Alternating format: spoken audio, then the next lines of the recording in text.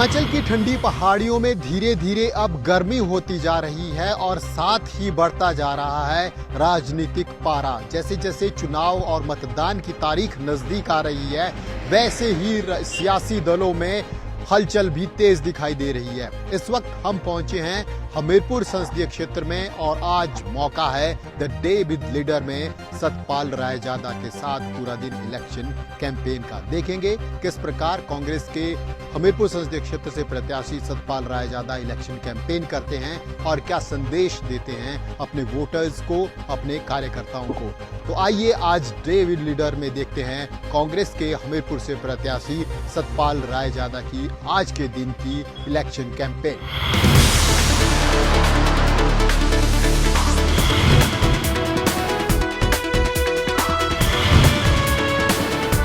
Congress party जिंदाबाद जिंदाबाद जिंदाबाद। हमारा एमपी कैसा हो, सतपाल रायजादा जैसा हो।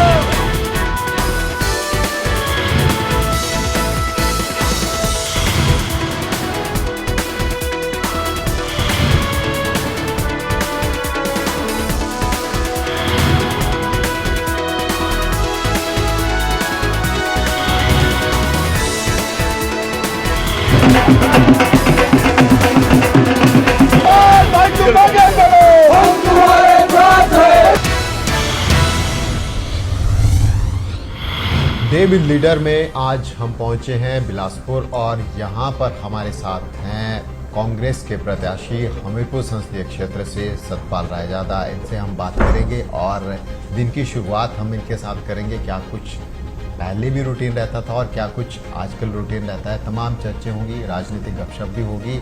आप नाश्ते पे इस वक्त हमारे साथ भाई साहब बैठे हैं।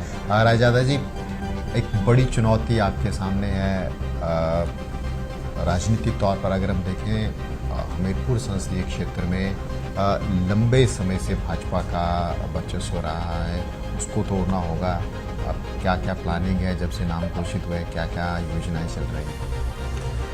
मैं ये बोलना चाहूँगा कि निश्चित तौर पे अनुराग ठाकुर जी को 16 साल हो गए हैं इस हमीरपुर संसदीय क्षेत्र का प्रतिनिधित्व करते हुए, पर इन 16 साल में जो हमने देखा है कि उन्होंने कभी हिमाचलियों की बात नहीं उठाई, ना तो संसद में आवाज उठाई, ना हिमाचलियों को वो प्यार दिया।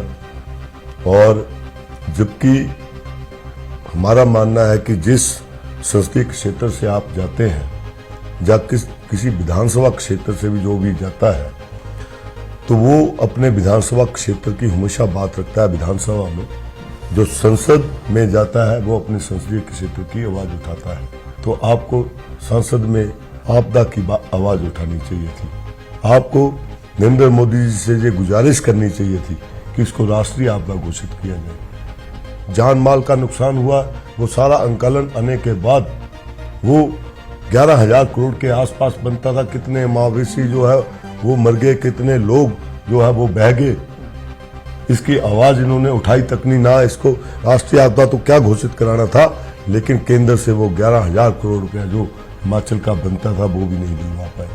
तो क्या अनुराग ठाकुर जी का ये फर्ज नहीं बनता था कि वो पैसा वापस दिलवाने की बात करें? इश्यूज केंद्र के हैं। आज का क्या क्या कैंपेन वाला रहने वाला है? आज का कैंपेन जो हम बिलासपुर में आए हैं गांव में, वो वहाँ के वर्कर के पास जाएंगे। पर लेकिन मैं चाह रहा हूँ कि पहले तो हम जो अपने लीडर्स थे, जो जिला पार्षद थे या हमारे कांग्रेस के पदाधिकारी थे, पहले उनसे मिले, जड़ों को मजबूत किया। और हाँ, और लेकिन अब जो हमारी अगली स्ट्रेटजी है वो बूथ लेवल के जो हमारे कार्यकर्ता हैं उनसे मिलकर उनको बूथों पे, अपने बूथों पे डटे रहने की बात की जा रही है। ब्रेकफास्ट में क्या पसंद है? ब्रेकफास्ट में निश्चित तौर पे पोहा पसंद है।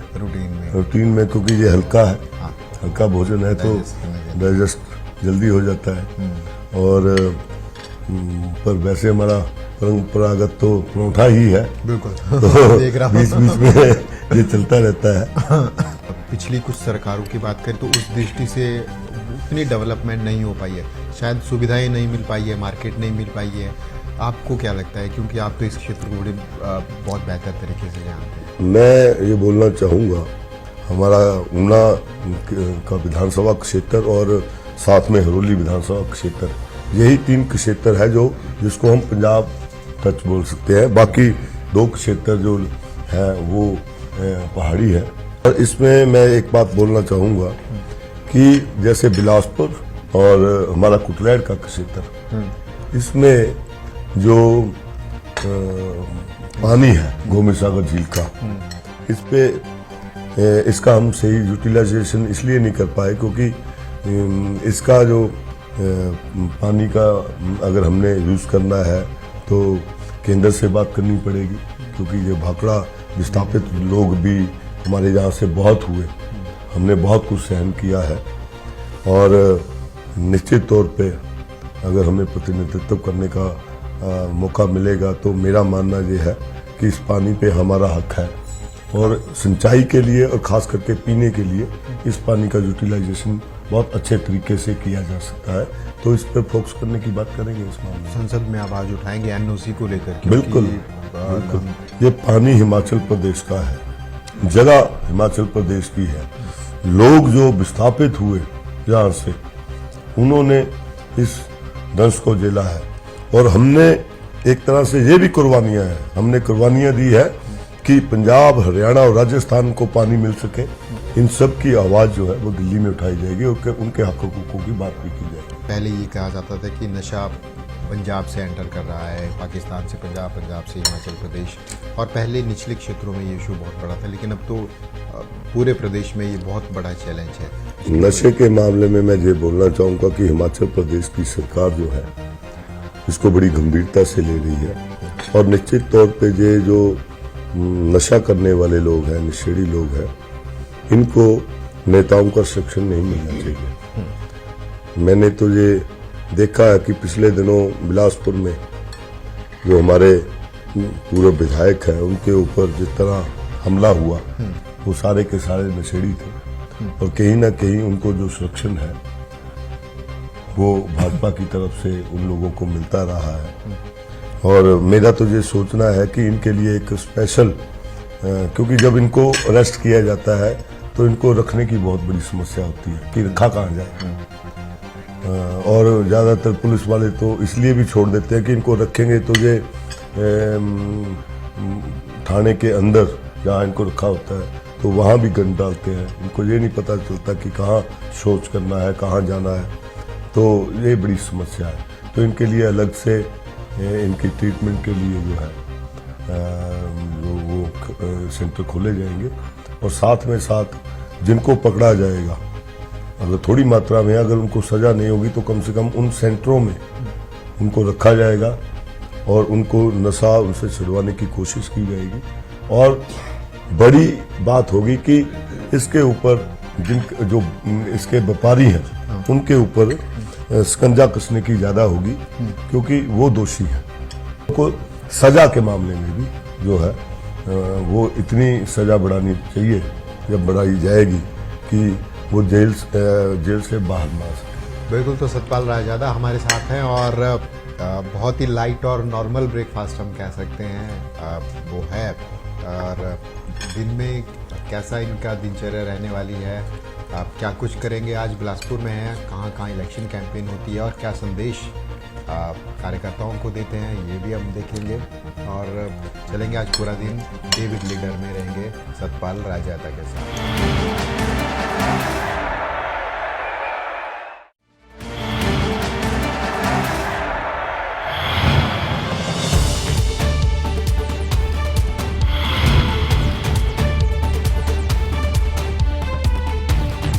कांग्रेस पार्टी जिंदाबाद जिंदाबाद जिंदाबाद। हमारा एमपी कैसा हो, रायजादा जैसा हो। अपनी बात को हम कंटिन्यू करें जो ब्रेकफास्ट पे छोड़ी थी। आपके विरोध में भाजपा के बड़े नेता हैं, दिग्गज नेता हैं, केंद्रीय मंत्री हैं, उनकी परफॉर्मेंस को कैसे देखते हैं और उनके खिलाफ बोलने के लिए क्या आप अपने कार्यकर्ताओं को बोल रहे हैं, क्या आपने वोटर्स को बोल रहे हैं? देखिए, इसमें कोई दो राय नहीं है कि वो 4 बार जहाँ से चुनकर गए और 16 साल से वो सांसद हैं। लेकिन इन 16 साल के दौरान वो हिमाचल प्रदेश का प्रतिनिधित्व या हमीरपुर संसदीय क्षेत्र का प्रतिनिधित्व करते रहे हैं, लेकिन उन्होंने हिमाचल के हितों की कभी संसद में आवाज नहीं उठाई। अभी पीछे आपदा आई थी, इस आपदा में उनको चाहिए था कि वो संसद में आपदा की आवाज उठाते और हिमाचल प्रदेश के लोगों की आवाज उठाते। ना तो उन्होंने संसद में ये आवाज उठाई, ना ही ये आवाज उन्होंने प्रधानमंत्री नरेंद्र मोदी जी के आगे उठाई। मैं सांसद महोदय से पूछना चाहता हूं कि जब हमारे हिमाचल प्रदेश के लोगों ने आपको वोट दिए, आपको जिताया, तो आप जब उनके मदद की बात आती है तो आप पीछे क्यों हट जाते हैं? एक और बड़ा फैक्टर आपके संसदीय क्षेत्र में देखें तो सबसे अधिक जो राज्यसभा की इलेक्शन में क्रॉस वोटिंग हुई है, आपके संसदीय क्षेत्र से वो विधायक आते हैं, भाजपा से चुनाव लड़ रहे हैं, इसका कितना इफेक्ट पड़ेगा? मुख्यमंत्री ने चोरी चकारी को बंद किया। ये जो लोग ठेकेदार लोग, ये जो क्रैशर वाले लोग, ये जो एमएलए थे जिनके क्रैशर थे खुद के, और जो लूट मचाना चाहते थे प्रदेश में, इसको रोका। और जब वो उनको तकलीफ हुई और जब इनको खरीदोफरोख्त हुई, 15 करोड़ में ये बिके, और इनको अपना सोचना था, अपना पेट भरना था, इसलिए ये आज ऐसी बातें कर रहे हैं। और मैं तो अनुराग जी से भी ये पूछना चाहता हूं कि जिस आपके पिताजी के खिलाफ जिस व्यक्ति ने इतना जहर उगला था, आपने कैसे उनको गले लगा लिया? ये बात मैं अनुराग जी से पूछ रहा था, तो उनका कहना था कि लड़ाई विचारधारा की थी। जब कांग्रेस राणा जी ने छोड़ दी तो अब कोई विरोध नहीं है, अब एक पार्टी के सदस्य हो गए हैं, मैं उनके लिए वोट मांगूंगा। मैं उनसे ये बोलना चाहूंगा, गालियां निकालनी किस विचारधारा के तहत आती है? आज मैं उनसे अलग विचारधारा का व्यक्ति हूं, लेकिन मेरा ये कर्तव्य कभी नहीं बनता कि मैं धूमल जी के ऊपर गालियां निकालकर या ऐसी बात करूं। विचारधारा की लड़ाई है तो विचारों की लड़ाई लड़ूंगा, विचारधारा से लड़ूंगा। हम कोई गालियां थोड़ी एक दूसरे को निकालते हैं, एक दूसरे पर ऐसे गंदे इल्जाम तो नहीं लगाते हैं। हम आज इल्जाम लगा रहे हैं कि ये बिके हैं, तो हम हमेशा बोलेंगे कि ये बिके हैं। जनता जानती है ये बिके हैं। उस संसदीय क्षेत्र के लोगों के लिए क्या कुछ आपने प्लानिंग करके रखी है? बड़े प्रोजेक्ट से बात करेंगे क्षेत्र के लोगों। अनुराग ठाकुर रेल जो है वो हमीरपुर नहीं पहुंचा पाए, और रेल के नाम पर इन्होंने बहुत वोट लिए है। लेकिन हमारी सरकार केंद्र में अगर जो इंडिया गठबंधन है आएगा, तो हम रेल जो है वो हमीरपुर तक जरूर पहुंचाएंगे। इसके साथ साथ जो गोविंद सागर झील का पानी जो बिलासपुर और हमारे कुटरायड क्षेत्र के लिए जो अंदर आता है, उसके पानी को पीने की और सिंचाई के लिए इसकी जो संसद में आवाज भी उठाई जाएगी, और हमारे जो पानी पे हक बनता है इसका हक भी लिया जाएगा। और इसके साथ साथ इंडस्ट्रीज को, और इंडस्ट्री जो है वो लेकर हमीरपुर संसदीय क्षेत्र में लेकर आने की हम योजना बनाएंगे। इसके अलावा अंतिम सवाल मेरा है, मुख्यमंत्री आपके संसदीय क्षेत्र से हैं, उप मुख्यमंत्री आपके संसदीय क्षेत्र से, कैबिनेट मंत्री हैं, कांग्रेस के विधायक शायद सबसे अधिक हमीरपुर संसदीय क्षेत्र में ही कांग्रेस का है। कितना इफेक्ट पड़ेगा, कितना लाभ मिलेगा? बहुत लाभ मिलेगा। और जैसे आपने बोला कि विधायक जो खरीदे गए वो भी इसी संसदीय क्षेत्र से ज़्यादा भी आते हैं, तो जो रोष मैंने जनता में देखा है, लोग वहाँ पे जब जो बिके हुए विधायक हैं वहाँ पे जा रहे हैं, जब तो लोग उनसे पूछ रहे हैं कि आप कितने में बिके और क्यों बिके, आपने हमें क्यों बेच दिया। लोग ऐसे क्वेश्चन उनसे कर रहे हैं। सो देखना आप कि ये 6 की 6 सीटें जो है एक कांग्रेस जीतने जा रही है और उनकी जमानतें जब्त हो गई है। मैं तो संसदीय क्षेत्र का पहला चुनाव लड़ रहा हूँ, तो पहली बार तो मुझे उनके नाम से वोट मांगने पड़ेंगे। दूसरी दफा जब मैं जहाँ पे आऊंगा तो मैं जहाँ मुख्यमंत्री के नाम से वोट नहीं मांगूंगा, मैं अपने नाम से वोट मांगूंगा कि मैंने आपके क्षेत्र के लिए ये किया है। आपको तो 4 बार हो गया, अब तो आप छोड़ दीजिए उनका नाम लेना। तो सतपाल रायजादा हमारे साथ इस वक्त मौजूद हैं और इलेक्शन कैंपेन में लगे हैं। आज बिलासपुर जिला में हैं और डेविड लीडर में आज पूरा दिन हम इनके साथ रहने वाले हैं। सुबह 7 बजे से लेकर रात जो 8 बजे तक इनका कार्यक्रम है वो इनका रहने वाला है। फिलहाल देखते हैं डेविड लीडर।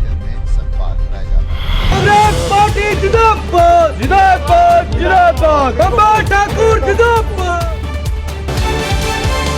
बाबा राजा जिंदाबाद, जिंदाबाद, जिंदाबाद। आप ये याद रखिए कि आपके आंखों में धूल कौन झोंक रहा है।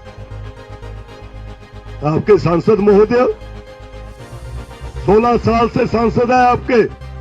आप मुझे बताइए कि आपने कभी संसद में उनको हिमाचल की बात रखते हुए देखा है? देश विदेश की बातें करेंगे वो लोग। वो तो बीसीसीआई में उच्च पद पे थे, चेयरमैन थे। और यहाँ पे आप बताइए कि कौन सा ऐसा ग्राउंड जो है, स्टेडियम है, उन्होंने खड़ा किया हो। बिलासपुर में क्या किया उन्होंने, ये बताइए। और भी सांसद निधि तो होती है खर्च करने के लिए।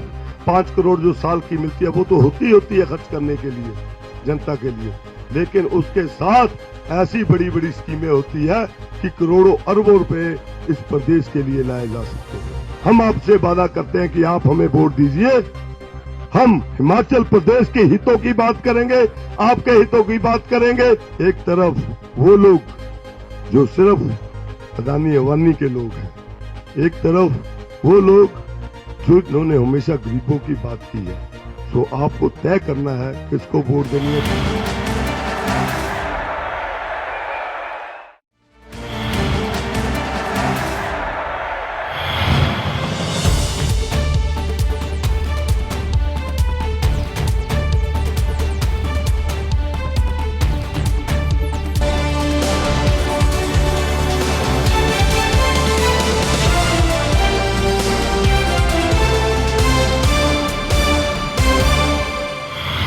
मिल्यावर गांव में हम पहुंचे हैं। बिलासपुर विधानसभा क्षेत्र का हिस्सा है। अब यहाँ हम इनसे बात करेंगे। जी आंटी जी, क्या 6 दिन के बाद आता है पानी पीने का, 6 दिन के बाद। हाँ जी, कितनी दूर से पानी लाना पड़ता है पीने का? हमारे को तो नीचे सड़क से वहाँ बटोली से भी लाना पड़ता था, जहाँ से आप ऊपर को चढ़े वहाँ से भी लाते। पीने का पानी यहाँ तो है नहीं। कितनी देर लगती है? घंटा भी लगता है ऊपर को। ऊपर तक हाँ जी, पैदल लाने पड़ता है। जिनके पास गाड़ियाँ है वो गाड़ियों में लाते हैं, जो गरीब आदमी है वो तो पैदल भी लाते हैं। पानी की पाइपलाइन नहीं पूछी कि क्या दिक्कत क्या है? पानी तो आता है पर तीसरे चौथे दिन आता है ना। अच्छा। हाँ जी, ये बॉडी वगैरह कुछ नहीं, कुछ नहीं है। हेडपंप था वो भी खराब हो गया है। ये दिक्कत यहाँ ग्रामीणों को जरूर झेलनी पड़ी। बड़ा गाँव है। हाँ जी, हाँ जी। एक बड़ी पॉपुलेशन यहाँ पर है, लेकिन इनका कहना है कि जो वाटर सप्लाई है वो नियमित नहीं हो रही है। कुछ युवक भी यहाँ गांव के हमारे साथ मौजूद हैं, इनसे हम जानेंगे। लोकसभा चुनाव आ रहे हैं, क्या क्या दिक्कतें हैं यहाँ स्थानीय गांव की, क्योंकि काफ़ी ऊंचाई पर ये गांव है। क्या दिक्कतें स्थानीय लोगों को? ये अपने आप में एक ऐतिहासिक गांव है। ये गांव है मिल्यावर, और यहाँ पर जितना आना जाना हमारे जो बीजेपी के अध्यक्ष हैं नड्डा जी, उनका बड़ा आना जाना था। लेकिन इस गांव की ऐसी दुर्दशा बीजेपी के टाइम में हुई, ना यहाँ सड़क थी ना यहाँ पानी था, और सबसे बड़ी समस्या जो आजकल चल रही है रोजगार की। इस गांव के नजदीक से इन लोगों की जमीनें गई, लेकिन इस गांव से या इस गांव की निकटवर्ती पंचायतों से कोई भी आदमी ना 4 लेन पे लगा, ना ही उनको कोई रोजगार मिला। पानी की ऐसी समस्या रही। हम यहाँ पर देख रहे हैं स्टोरेज यहाँ से, लेकिन ये पानी खराब लग रहा है। ये पानी पशुओं के लिए है, और जो पानी पीने का पानी आता है वो एक समय सारणी के अनुसार मतलब सुबह और शाम आता है, लेकिन ये भी कांग्रेस की देन है। 5 दिन बाद सप्लाई। इस गांव में पानी के लिए रात को 3:30 बजे से लाइनें शुरू हो जाती थी। इस गांव के लोगों ने एक ऐसा दौर बीजेपी के टाइम में देखा है, लेकिन जब कांग्रेस की सरकार आई, राजा वीरभद्र जी आए, उन्होंने 3-3.25 करोड़ रुपए की एक पानी की स्कीम यहाँ के लिए दी, और उसके बाद इन लोगों के हलक को उन्होंने पानी पिलाया और ठंडा किया। सबसे बड़ी बात है कि बेरोजगारी को ज़्यादा तवज्जो दी जाए। गाँव की तरह यहाँ की भी एक कहानी है, अपनी कहानी है, लेकिन जो बड़ी दिक्कत इन्होंने बताया जिस तरह से पेयजल की है, पशुओं को पानी की है, और सड़क की जिस प्रकार से स्थिति है, वो भी ये लोग चाह रहे हैं कि इनके जो रिप्रेजेंटेटिव है वो इन दिक्कतों को दूर करें, उचित मंच पर उठाएं और समाधान इनका करें। हमारे साथ कुछ बच्चे हमें यहाँ पर दिखे हैं, पानी के बर्तन इन्होंने उठाए हैं, इनसे हम बात करेंगे।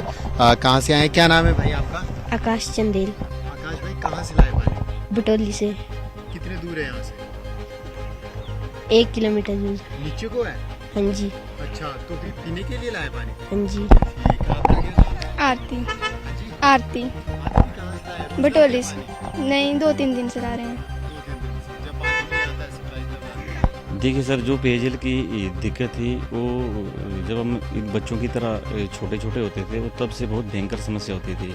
वो कंसर्न पंचायत के साथ साथ जिला बिलासपुर में ये समस्या है पानी की, क्योंकि यहाँ पे जो वाटर लेवल है वो काफ़ी डाउन है। हमें सबसे बड़ी दिक्कत है, चाहे वो महिला है चाहे पुरुष है, रोजगार की, जो आज की डेट में बिल्कुल खत्म हो गए हैं। हमारे युवा पढ़ रहे हैं, हमारे बच्चे पढ़ रहे हैं, पढ़ लिख के या तो सुसाइड कर रहे हैं या नशे में जा रहे हैं, और दूसरा उनके पास कोई ऑप्शन नहीं है। आप जानते हैं हमारे नजदीकी यहाँ पे सीसी सीमेंट फैक्ट्री है, क्या है यहाँ पे, ना रोजगार है, और सबसे बड़ी बात सीमेंट यहाँ पे बनता है, धूल मिट्टी हम खाते हैं, लेकिन यहाँ पे महंगा है, पंजाब में सस्ता है। अगर हमें अपने घर भी बनाने हैं तो भी हम पंजाब से सीमेंट खरीद के लाएं।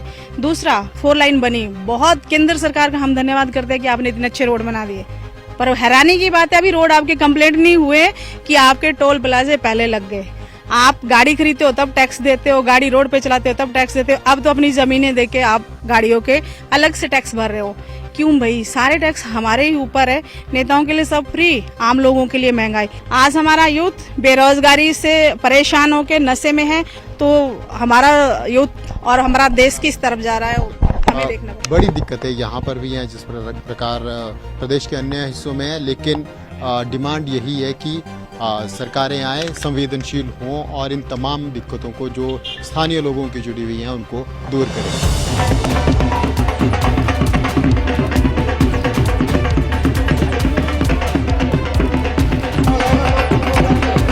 बिलासपुर की रहन पंचायत ये है जहां पर इस वक्त हम मौजूद हैं, और ये दंगल आप देख रहे हैं। यहाँ पर स्थानीय लोगों का कहना है कि हर साल ये दंगल यहाँ पर आयोजित किया जाता है, और इसी प्रकार दूर दराज पड़ोसी राज्यों से यहाँ पर पहलवान पहुँचते हैं और कुश्ती का आनंद लेते हैं।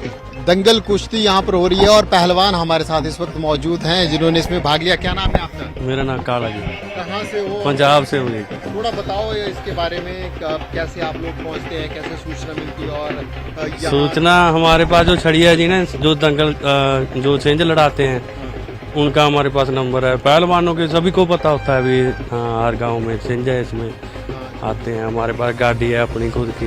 एक और पहलवान हमारे साथ मौजूद है, इनसे हम पूछेंगे। क्या नाम भाई साहब आपका? हाँ जी, मेरा नाम है जज पहलवान शाहकोट। कहाँ से आप आए हैं और थोड़ा अपना अनुभव बताएं, कैसे यहाँ पहुँचे, कैसा यहाँ पे मैच रहा? हम शाहकोट से हैं भाजी, तो पंजाब से। हाँ जी, हाँ जी। जहाँ बहुत अच्छा है, हिमाचल का माहौल बहुत अच्छा है, कुश्तियाँ भी अच्छी, सब कुछ अच्छा चल रहा है। जैसे कि बहुत रिस्पेक्ट देते हैं हिमाचल वाले लोग, है ना। हाँ जी।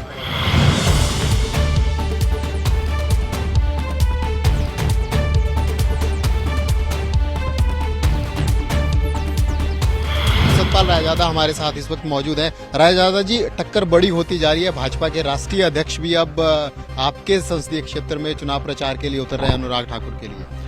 टक्कर अगर छोटी हो तो उसमें मजा नहीं आता। मेरा तो ये मानना है कि रिस्क जितना बड़ा है प्रॉफिट भी उतना ज्यादा होगा, नाम उतना बड़ा। बिल्कुल बिल्कुल। अब लेकिन मुद्दे जो लगातार उठाए जा रहे हैं वो राष्ट्रीय कांग्रेस को, राष्ट्रीय नेतृत्व को घेरने की कोशिश की जा रही है, और यहाँ पर मुख्यमंत्री को टारगेट करने की कोशिश भाजपा की तरफ से की जा रही है। जितनी भी जनसभाएं, चाहे वो अनुराग ठाकुर की हों, केंद्रीय मंत्री हैं, या फिर भाजपा के बड़े नेताओं की हो। मुख्यमंत्री ने सच्चाई का साथ दिया है, हमेशा सच्चाई से काम किया है, और जो लोग सच्चाई का साथ देते हैं, सच्चाई से अपना काम करते हैं, उनको किसी प्रकार का डर नहीं होता है। आपकी स्ट्रेटजी क्या है? मेरी स्ट्रेटजी एक ही है कि हर कार्यकर्ता के घर तक पहुंच सकूं और उनको समझा सकूं कि भाजपा ने आपके साथ छल किया है और उस छल का आपने जवाब वोट के जरिए देना है। बिल्कुल बिल्कुल। तो सतपाल रायजादा हमारे साथ मौजूद है। डेविड लीडर में इस वक्त सतपाल रायजादा के साथ आप देख रहे हैं किस प्रकार से कैंपेन ये लगातार सुबह से कर रहे हैं। करीब 7 बजे से इलेक्शन कैंपेन इनका चला हुआ है। फोकस कर रहे हैं संदेश पहुंचाने की अपने कार्यकर्ताओं तक, उन तमाम चीज़ों को, तमाम वायदों को जो ये घर घर पहुंचाना चाह रहे हैं।